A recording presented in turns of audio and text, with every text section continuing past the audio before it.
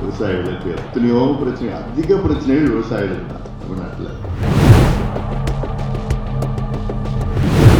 ஆட்சி இப்பதான் புதுசாக வந்திருக்காங்க, அவங்களுக்கு இன்னும் கொஞ்சம் தெரிஞ்சுக்கணும், தெரியல. பெங்களூரில் குடிநீர் பிரச்சனைக்கு நாங்கள் குடிநீர் பிரச்சனை உங்களுக்கு எதுக்கு 70 டிஎம்சி? சென்னையில் மக்களுக்கு குடிநீர் பிரச்சனைக்கு பார்த்தீங்கன்னா ஒரு வருஷத்துல 15 டிஎம்சி தண்ணி தான் சென்னை மக்கள் தேவை. சென்னையோட நீ பெரிய ஆள். துணை விவசாய விளைபொருட்களுக்கு விலை நிர்ணயம் செய்யும். தேர்தல் அறிக்கையெல்லாம் சொன்னீங்க, எல்லா விளைச்சு பூ, பழம், கனிகள், காய்கறி எல்லாமே விலை நிர்ணயம் பண்ணுங்க. கேரளாவை நம்பி இருக்கிறோம், கர்நாடகாவை நம்பி இருக்கிறோம், ஆந்திராவை நம்பி இருக்கிறோம். நமக்கு இன்னும் சோர்ஸ் இல்லை. ஒரு முறை கூட கர்நாடகா உச்ச நீதிமன்ற தீர்ப்பையும் மதிக்கல, நடுவர் மன்ற தீர்ப்பும் மதிக்கல, உயர் நீதிமன்ற தீர்ப்பும் மதிக்கல, மக்கள் மன்றத்தில் நடக்கிற தீர்ப்பு எந்த தீர்ப்பும் மதிக்கல. ரவுடி மாதிரி அப்பப்போ அப்படியே நான் தான் நன்மை நான் தான் கொடுப்பேன். இப்போ ஏதோ ஒரு 75,000 பெரிய மனசு பண்ணி 75,000 50,000 75,000 அதுல ஏதோ ஒரு கணக்கு சொல்லிட்டு இருக்கு. அந்த கணக்கே முரணான கணக்கு. மகாராஷ்டிரால 55 லட்சம் விவசாயிகளுக்கு முழு கடன் தள்ளுபடி. அங்க கூட்டுறவு வங்கி இல்ல, நல்ல தேசிய வங்கி, எல்லா வங்கியும் 36,000 கோடி. நாடு பட்ஜெட் பாத்தீங்கன்னா 4.5 லட்சம் கோடி. அதுக்கு விவசாயிகளுக்கு ஒரு 20,000 கோடி தள்ளுபடி பண்றதுக்கு உங்களுக்கு மனசு வரல. விவசாயிகள் எங்களுடைய கடவுள், நமக்கு உணவளிக்கின்ற கடவுள். அப்படிப்பட்ட விவசாயிகளுடைய நிலை மிக மோசமான ஒரு நிலை. இந்த நிலை இன்னும் மோசம் அடைந்து கொண்டிருக்கிறது. இதற்கு என்ன செய்ய வேண்டும் என்று உழவர்களை மேம்படுத்த வேண்டும் என்ற நோக்கத்திலேதான் தொடர்ந்து நீங்கள் எல்லோரும் பாடுபட்டு வருகிறீர்கள். தமிழ்நாட்டில் உள்ள மக்கள் தொகையில் 63 விழுக்காடு விவசாயிகளும் விவசாயத்தை சார்ந்தவர்களும். ஆனால் இவ்வளவு 3 பங்கு மக்கள் தொகை உள்ளவர்கள் தமிழ்நாட்டின் பொருளாதார முன்னேற்றத்திற்காக அவங்களுடைய பங்களிப்பு வெறும் 10 விழுக்காடு. இன்னும் சொல்ல போனால் 8 விழுக்காடு தான். 2/3 population contribution to Tamil Nadu's economy is only 8%. அப்போ இதுல எவ்வளவு ஏழ்மையிலும் வறுமையிலும் விவசாயிகள் வாழ்ந்து கொண்டிருக்கின்றார்கள் என்று இது ஒரு புள்ளி விவரம். சேவைத்துறை, உற்பத்தித்துறை, வேளாண் துறை 3 பெரிய துறைகள் தான் இருக்கிறது. சேவைத்துறை தான் அதிக பங்களிப்பு பொருளாதாரத்தில், அடுத்தது உற்பத்தித்துறை, கடைசியில் வேளாண் துறை. மருத்துவர் ஐயா அவர்கள் உங்களுக்கு தெரியும், 46 ஆண்டு காலம் ஒரு விவசாயியாக வாழ்ந்துள்ளது. எங்களுடைய இயக்கம் ஒரு விவசாய இயக்கம் தான், பாட்டாளி மக்கள் கட்சி. அந்த வகையில் எவ்வளோ நமக்கு அச்சுறுத்தல்கள் இருக்கிறது, சோதனைகள் இருக்கிறது. கடந்த மாதம் ஆட்சி மாற்றம் தமிழ்நாட்டில் நடைபெற்றது. இதற்கு முன்பு கடந்த காலங்களில் எவ்வளோ பிரச்சனைகள் வந்தது. இந்த பிரச்சனைகளுக்கு பல பிரச்சனைகளுக்கு தீர்வு இல்லை. இப்போது புதிய ஆட்சி வந்திருக்கிறது. இந்த ஆட்சி எப்படி இருக்கிறது, என்ன செய்ய போகிறது, இந்த ஆட்சிக்கு நாம் சொல்லுகின்ற செய்தி என்ன? 10 நாட்களுக்கு முன்பு இதே அரங்கில் என் தலைமையில் ஒரு அனைத்து கட்சி கூட்டத்தை நான் நடத்தினேன். சமூக நீதி பிரச்சனைக்காக தமிழ்நாட்டில் சமூக நீதி கணக்கெடுப்பு வேண்டும் என்று இதே அரங்கில் நடத்தினேன். அந்த ஆலோசனை கூட்டத்திற்கு தமிழ்நாட்டில் உள்ள 99 விழுக்காடு கட்சிகள் கலந்து கொண்டார்கள். ஆளும் கட்சி உட்பட. திமுக தலைவர் ஸ்டாலின் அவர்கள் அன்று காலையிலே தொலைபேசியில் எனக்கு தொடர்பு கொண்டு நாங்களும் ஆதரவு அளிக்கின்றோம் என்று சொன்னார்கள். அதிமுக சார்பில் வந்தார்கள், காங்கிரஸ், பிஜேபி, தேமுதிக, சீமான் எல்லா கட்சியும் வந்திருந்தாங்க, எல்லாம் ஆதரவு கொடுத்தாங்க. இதை எடுத்து அடுத்து கடந்த வாரம் முதலமைச்சரை சந்தித்தேன், விளக்கி சொன்னேன். நேற்று ஆளுநர் உரையிலே அதற்கு அறிவிப்பு வந்திருக்கிறது. தமிழ்நாட்டிலே நாங்கள் சமூக நீதி கணக்கெடுப்பு நடத்துவோம் என்று ஒரு அறிவிப்பு வந்திருக்கிறது. இது ஒரு ஆரோக்கியமான அரசியலை நான் பார்க்கின்றேன்.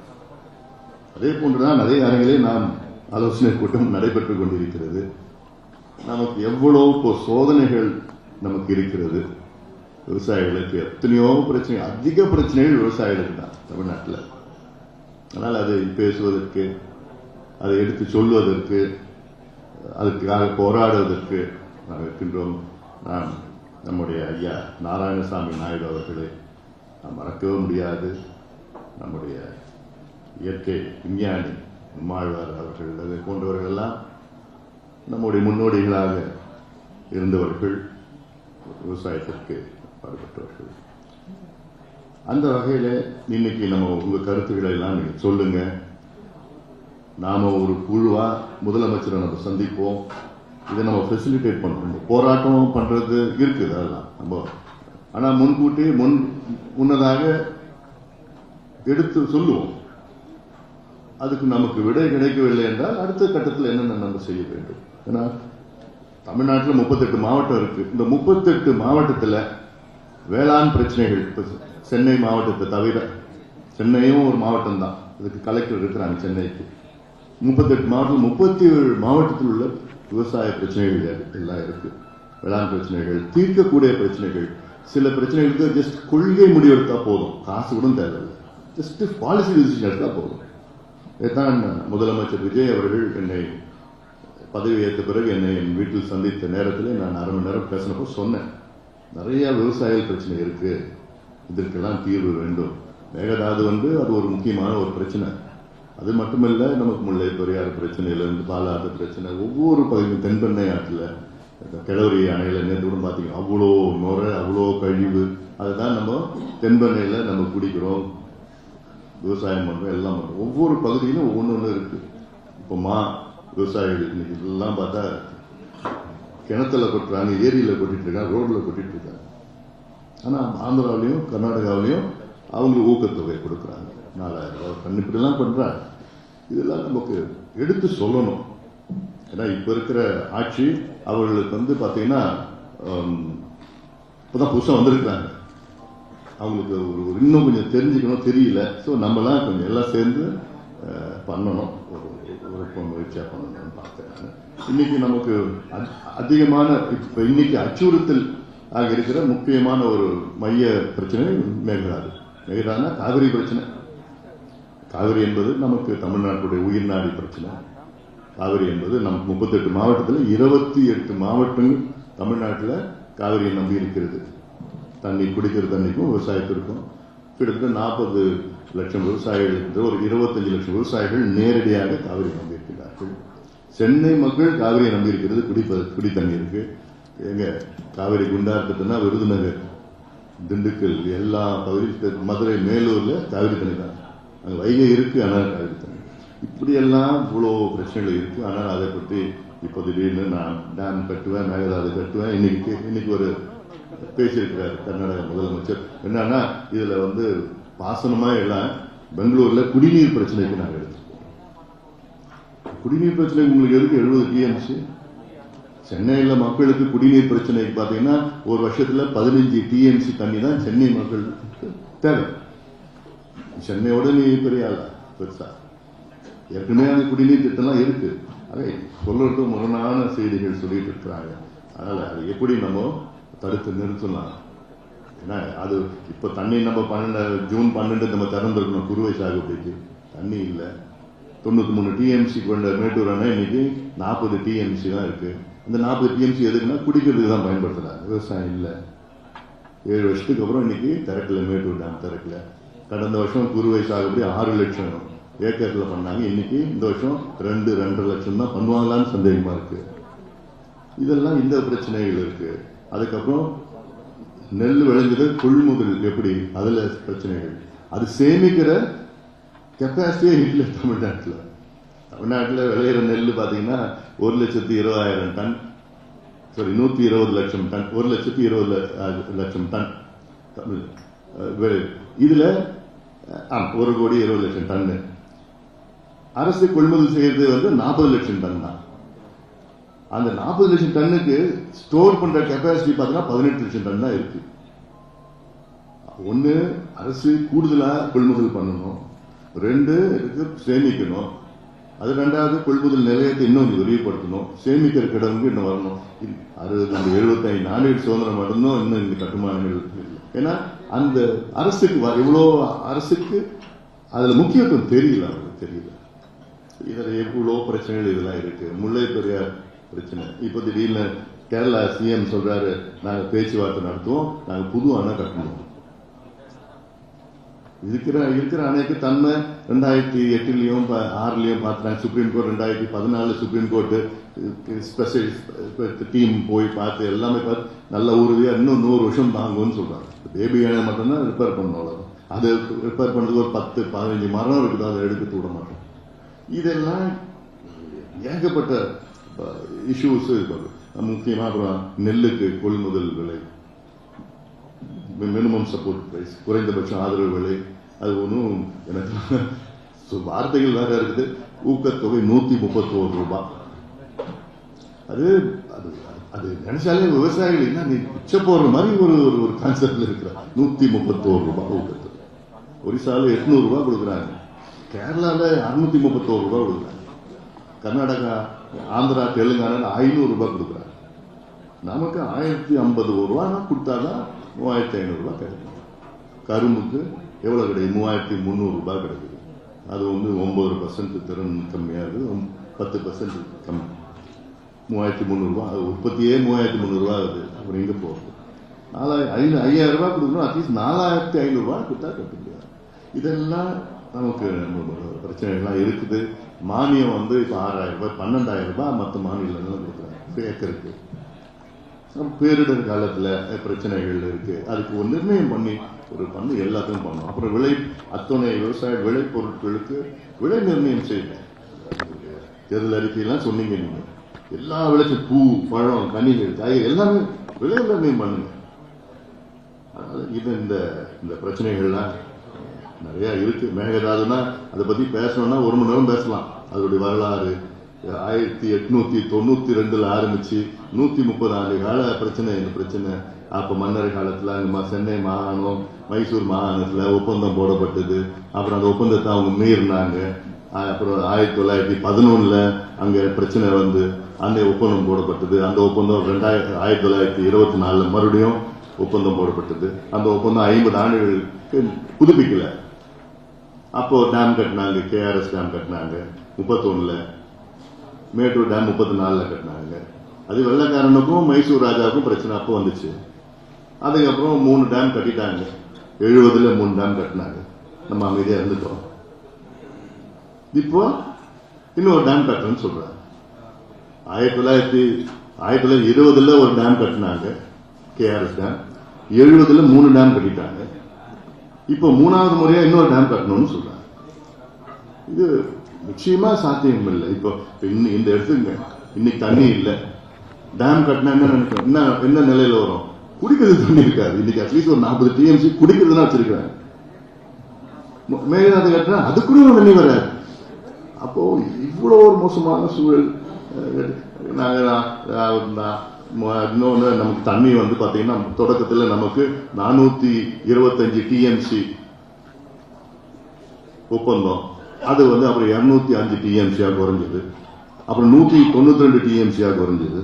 அப்புறம் நடுவர் மன்ற இறுதி தீர்ப்பு 177.2 டிஎம்சியா குறைஞ்சிருக்குது.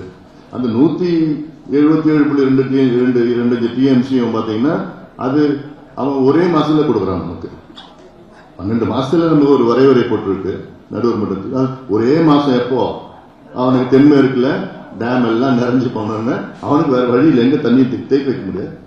மிச்ச நீர் தான் நமக்கு கிடைக்குது, உபரி நீர் தான் கிடைக்குது. ஆனா கேட்டா நான் 200 டிஎம்சி விட்டுட்டேன், 300 டிஎம்சி விட்டுட்டேன், கணக்கு விட்டு என்ன பிரயோஜனம்? நமக்கு இருக்கிறது 93 டிஎம்சி, ஒன்னு கண்ணே மேட்டூர் அணை மட்டும்தான் இருக்குது. அந்த காலத்துல இன்னும் 2-3 நானே கட்டியிருந்தானா பரவாயில்ல. அட்லீஸ்ட் குறைஞ்சது காவேரியில ஒரு தடுப்பணை கட்டணும். ஒரு 20 தடுப்பணை கட்டினா அதுல ஒரு பாத்தீங்கன்னா கிட்டத்தட்ட ஒரு 30 டிஎம்சி சேமிக்கலாம், தண்ணியை தேர்ந்துக்கலாம். இடம் இருக்குது. மாயனூர் எவ்வளவோ பெருசா அங்க ஒரு தடுப்பணை கட்டினா சின்னதா ஒண்ணு இருக்கு. இன்னும் பெருசா கட்டினா 2 டிஎம்சி கட்டலாம். கொள்ளிடத்துல எவ்வளவு ஒரு 10 தடுப்பணை கட்டினா 15 டிஎம்சி. கரூர் அந்த பகுதியில் கொடுமுடி நிறைய எல்லாம் ஒவ்வொரு டேமும் செக் டேம் தான் சொல்றேன். அந்த சிந்தனை அந்த யோசனை எல்லாம் காணும் இல்லை. வர தண்ணி கடல்ல போயிட்டு இருக்குது. அப்புறம் நிறைய திட்டங்கள் இருக்கு. அதாவது நமக்கு கேரளாவை நம்பி இருக்கிறோம், கர்நாடகாவை நம்பி இருக்கிறோம், ஆந்திராவை நம்பி இருக்கிறோம். நமக்கு இன்னும் சோர்ஸ் இல்லை. நமக்கு கிட்ட 35 ஆறுகள் இருக்கு, பெரிய ஆறுகள் இருக்கு. அதுல ஒரே ஒரு ஆறு தான் தமிழ்நாட்டில் தொடங்கி தமிழ்நாட்டில் முடியுது, தாமிரபரணி. கேட்ச்மெண்ட் கேரளாவில் இருக்கு, பொதுகை பகுதி கேரளாவில் இருக்கு. ஆனால் அங்கே முடிஞ்சு இங்கே தொடங்கி இங்கே முடியும். மற்ற எல்லாமே அவனை நம்பிதான் இருக்கும். ஆனா என்னன்னா நமக்கு இருக்கிற ஏரிய இருக்கிற நம்முடைய இயற்கை வளங்களை நம்ம பாதுகாக்க முடியும். மழை வருது, பருவம் நல்லா இருக்கு. இந்த வருஷம் தான் எல் நீனோ எஃபெக்ட்னு சொல்றாங்க. எல் நீனோ எஃபெக்ட்னா பசிபிக் ஓஷன்ல, பசிபிக் பெருங்கடல்ல 7-8 ஆண்டுகளுக்கு ஒரு முறை பாத்தீங்கன்னா வெப்பம் அதிகமா இருக்கும். அங்க வெப்பம் அதிகமா இருக்கிறதுனால சர்க்குலேஷன்ல அட்லாண்டிக் பெருங்கடல்ல அந்த வெப்பம் அப்படியே பரவும். அட்லாண்டிக் வந்துச்சுன்னா இந்தியன் பெருங்கடல்ல பரவும். அப்ப வந்துச்சுன்னா நமக்கு வறட்சி வரும், மழை வராது. தென்மேற்கு இப்ப இன்னி கூட வரல. அது இந்த தென்மேற்கு ரொம்ப மோசமா இருக்குன்னு சொல்றாங்க. இந்த எல் நீனோ இதுவே இருக்கு வரலாற்றிலே மிக மோசமான எல் நீனோன்னு சொல்றாங்க. அப்போ அவ்வளோ வறட்சி இப்போ இந்த வருஷம் வரப்போகுது. அதுக்கு என்ன முன்னெச்சரிக்கை நடவடிக்கை எடுக்கணும்? இன்னும் நமக்கு 42,000 ஏரிகள் நம் மன்னர்கள் வெட்டிட்டு போனாங்க. இன்னைக்கு பார்த்தா அது 27,000 ஏரி தான் இருக்கு. 15,000 ஏரி காணும். நம்ம ஏரியை முதல்ல நம்ம பாதுகாத்து தூர்வாரி அதை பயன்படுத்தினா இருக்கிற நம்ம மழை வருது எல்லாம் இருக்குது. பருவம் பாத்தீங்கன்னா 30 ஆண்டுகளுக்கு முன்பு விட இப்ப அதிகமா மழை பெய்யுது. ஆனா குறுகிய காலத்துல பெய்யுது. பருவம் 30 ஆண்டுகளுக்கு முன்பு பருவம் பாத்தீங்கன்னா 48 நாள், 45 நாள், 48 நாள் மழை பெய்யற நாட்கள். இன்னைக்கு 30-35 நாள் மழை பெய்யற நாட்கள். 30 நாள்ல 950 டிஎம்சி 950 மில்லிமீட்டர் பெய்யுது. ஆனா தேக்கி வைக்க தெரியல. ஒரே நாள்ல காயல்பட்டினம் ஒரே நாள்ல 945 டிஎம்சி மில்லிமீட்டர், 945 மில்லிமீட்டர் ஒரு நாள். தமிழ்நாட்டில் ஒரு வருஷம் மழை அங்க ஒரு நாள்ல பெய்யுது. இப்படிலாம் இருக்கப்போ சேமிக்கணும், சேமிப்பு ஏரி குளம்லாம் உருவாக்கணும். இதெல்லாம் ஜஸ்ட் ஒரு ஃபுட் ஃபார் தாட். ஏன்னா என்னென்ன இருக்கு பண்ணலாம் எல்லாம் சொல்லி பண்ணீங்கன்னா நம்ம அடுத்தது கூட்டத்தோடு நடக்குது. நம்ம ஒரு குழுவா போய் முதலமைச்சரை பார்த்து இதெல்லாம் கொஞ்சம் வலியுறுத்தி எல்லாம் கொஞ்சம் பண்ணுங்கன்னு சொல்லி நம்ம அழுத்தம் கொடுக்கலாம். நம்ம அது ஒரு ஆரோக்கியமான ஒரு அரசியலை நான் பார்க்கிறேன். நான் அதுக்கு இப்போ ஒரு ஆலோசனை கூட்டம். அது மட்டுமில்லை, இப்ப இருக்கிற எமர்ஜென்சி பிரச்சனை மேகதாது. இந்த மேகதாதுல இப்ப இருக்கிற இளைஞர்களுக்கு தெரியல. யங்ஸ்டர்ஸ் பார்த்தோன்னா இந்த ஜென் ஜீன்ஸ் சொல்றாங்க. இவங்களுக்கு என்ன சொல்றான், சில பேர் பார்க்கலாம், ஏன் கட்டக்கூடாது மேகதாது, தண்ணி கடல்ல போகுது, ஏன் கட்டினா என்ன? அவனுக்கு புரிதல் இல்லை, அவனுக்கு தெரியல. இது கட்டினா குடிக்கிறது கூட தண்ணி இருக்காதுன்னு அவனுக்கு தெரியல. அவ்வளவு மோசமா. ஒரு முறை கூட கர்நாடகா உச்ச நீதிமன்ற தீர்ப்பையும் மதிக்கல, நடுவர் மன்ற தீர்ப்பும் மதிக்கல, உயர் நீதிமன்ற தீர்ப்பும் மதிக்கல, மக்கள் மன்றத்தில் நடக்கிற தீர்ப்பு எந்த தீர்ப்பும் மதிக்கல. ரவுடி மாதிரி அப்பப்போ அப்படியே நான் தான் தண்ணி நான் தான் கொடுப்பேன். முதல் மடை மாநிலமா இருக்கிறாங்க. எவ்வளோ ஒப்பந்தம், உலக ஒப்பந்தங்கள். அதாவது நைல் நதின்னு ஒண்ணு இருக்கு. அது 6-7 நாடுகளை கடந்து வருது. ஆனா அது முதல் உரிமை எங்கன்னா ஈஜிப்ட்.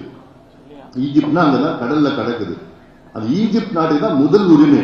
நைல் நதி 7 நாடுகளை கடந்து வர ஆறு. அதுதான் இயற்கை நீர்.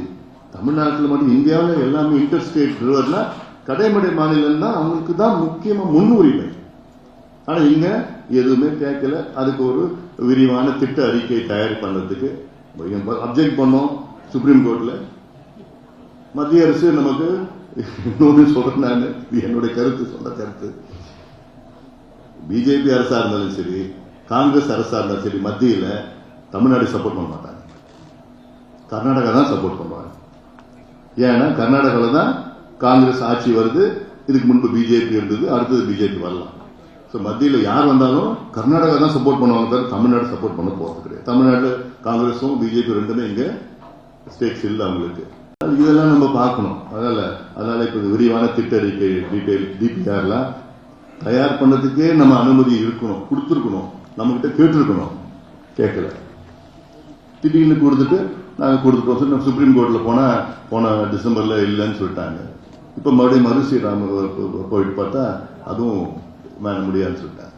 இன்னும் ஸ்டேஜஸ் தான் நிறைய இருக்கு போறதுக்கு. அதுக்கு நம்ம என்னென்ன செய்யலாம், நீங்களோட யோசனைகள்லாம் நீங்க சொன்னீங்க, சொல்லுங்க. கடன் அந்த கடன், இந்த பயிர் கடன், அதான் முதல்ல இந்த தீர்மானத்தை போட்டு முதல் பயிர் கடன். இவங்க வந்தாங்க, ஆட்சிக்கு வர்றதுக்கு முன்பு சொன்னாங்க நாங்க 5 ஏக்கர் உள்ள விவசாயிகள், குறு விவசாயிகளுடைய முழுமையான பயிர்க்கடன் கூட்டுறவு வங்கியில் வாங்கினதுக்காக முழுமையான தள்ளுபடி பண்ணுவோம். 5 ஏக்கர்ல இருந்து 10 ஏக்கர் வச்சிருக்கவங்களுக்கு 50 விழுக்காடு தள்ளுபடி பண்ணுவோம். அப்புறம் முதல்ல பாத்தீங்கன்னா ஏதோ ஒரு 50,000 ரூபாய் தள்ளுபடின்னு சொல்லி ஏதோ ஒரு அறிவிச்சாங்க. இது அப்புறம் பார்த்தா இது மிகப்பெரிய ஒரு ஏமாற்று. விவசாயிகள் மிகுந்த ஒரு ஏமாற்றாக இருந்தது விவசாயிகளுக்கு. என்ன இவங்க சொன்னது ஒண்ணு செய்யறது ஒண்ணு. அப்புறம் அழுத்தம், நம்ம இல்லைங்கெல்லாம் அழுத்தம் கொடுத்தீங்க, நான் அழுத்தம் கொடுத்தேன், சட்டமன்றத்து உள்ளே வெளியே எல்லாம் பேசணும். கொடுத்ததுக்கு அப்புறம் இன்னைக்கு அதுல பாத்தீங்கன்னா மொத்தமா ஒரு 2,000 கோடி அரசுக்கு. அப்புறம் இப்போ ஏதோ ஒரு 75,000 பெரிய மனசு பண்ணி 75,000 50,000 75,000 அதுல ஏதோ ஒரு கணக்கு சொல்லிட்டு இருக்கு. அந்த கணக்கே முரணான கணக்கு. முதல்ல 6 லட்சம் விவசாயிகள், இப்ப பார்த்தா 14 லட்சம் விவசாயிகள் பயன்பெறுவார்கள். அது முரணான கணக்கு. அதுக்கு நான் தெளிவான ஒரு ஸ்டேட்மெண்ட் நீங்க பார்த்துருப்பீங்க. ஸ்டேட் மகாராஷ்டிரால 55 லட்சம் விவசாயிகளுக்கு முழு கடன் தள்ளுபடி. அங்க கூட்டுறவு வங்கி இல்ல, நல்ல தேசிய வங்கி, எல்லா வங்கியும் 36,000 கோடி ரூபாய், 36,000 கோடிக்கு தள்ளுபடி பண்றாங்க. 55 லட்சம் விவசாயி. அதுதான் வேணும். இங்க பாத்தீங்கன்னா வெறும் 6,000. என்ன ஒரு 20,000 கோடி தள்ளுபடி பண்ணுங்க, என்ன ஆயிட போகுது? தமிழ்நாடு பட்ஜெட் பாத்தீங்கன்னா 4.5 லட்சம் கோடி. அதுக்கு விவசாயிகளுக்கு ஒரு 20,000 கோடி தள்ளுபடி பண்றதுக்கு உங்களுக்கு மனசு வரலையா? இது நிச்சயமா நடக்கணும். அழுத்தம் நம்ம எல்லாம் சேர்ந்து கொடுக்கணும். இது ஒரு முக்கியமானது. நீங்க சொன்ன வாக்குறுதி அது சம்பந்தமா நம்ம பேசலாம், நம்ம கருத்துக்களை நம்ம பேசலாம்.